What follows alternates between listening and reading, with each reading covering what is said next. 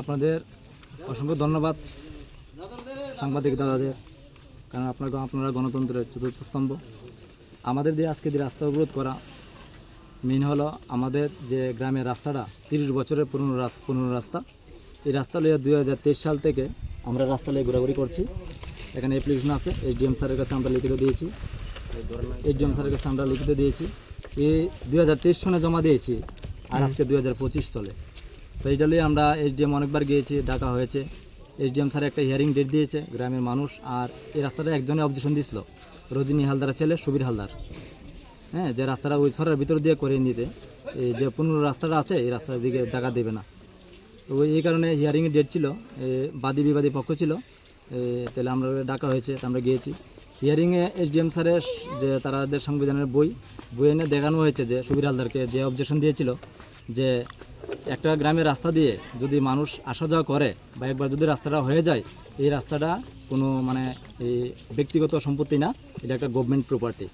এই জায়গার মধ্যে কিছুদিন পরেই হিয়ারিংয়ের কিছুদিন পরেই আমাদের কাছে নোটিশ আসে যে SDM স্যার রাস্তাটিকে BDO স্যারকে পারমিশন দিয়েছে যে রাস্তার যে উন্নয়নের কাজটা, এই কাজটা অন্য কারণে নিয়ে করে নিতে, এই রাস্তার কাজটা করানো হবে না। তাহলে এই স্যারে কীভাবে এই রায়টা দিল? কারণ স্যারে SDM স্যার তো ফিল্ডে এসে দেখিনি যে রাস্তার অবস্থাটা কীরকম। যদি ফিল্ডে এসে দেখতো তাহলে বুঝতে পারতো। SDM স্যার থানার ওসিকে পাঠিয়েছে, ওসি স্যার এসে বলেছে না, এই রাস্তা অবজেকশন দিয়ে কেউ পারবে না, কারণ এটা তো অনেক পুরনো রাস্তা। আমরা যা রিপোর্ট আছে আমরা SDMকে জানাবো। কী কারণে অবজেকশন দিয়েছে ওই রজনী হালদার ছেলে সুবীর হালদার ওই পুরনো রাস্তাটা দেবে না, ওই নতুন রাস্তা করে নিতে হবে সরার কিনার দিয়ে। এটা ওনার জায়গা সরার ভিতরে দিয়ে বলে জায়গা নিতে হবে। কোন পঞ্চায়েতে দিয়া?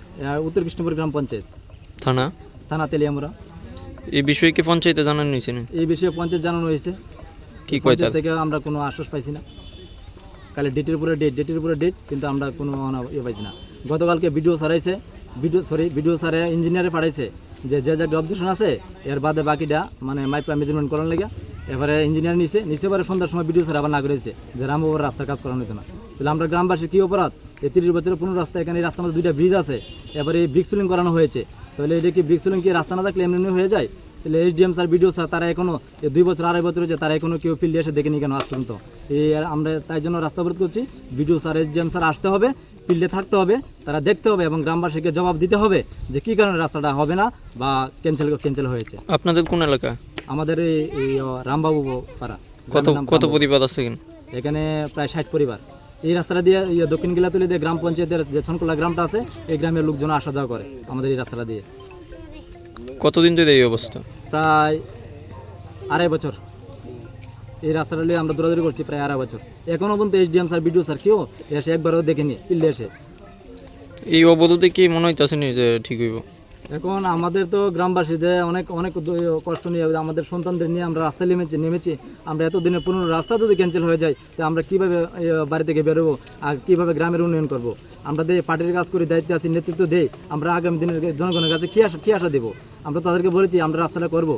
তো এখন এই রাস্তার মধ্যে যে এইভাবে অবজেকশন দিছে, আমাদেরকে সহযোগিতা করে না, ওই একজনের পক্ষে চলছে, তাহলে আমরা কীভাবে এটা সমস্যা সুরাহ করবো? আমাদের সন্তানদের তারা আছে, তাদেরকে নিয়ে আমরা কীভাবে চলবো? এখন তো গ্রামের রাস্তা ছাড়া কি গ্রাম কীভাবে উন্নয়ন করা যায়? রাস্তা ছাড়া তো গ্রামের কোনো মতে উন্নত হবে না।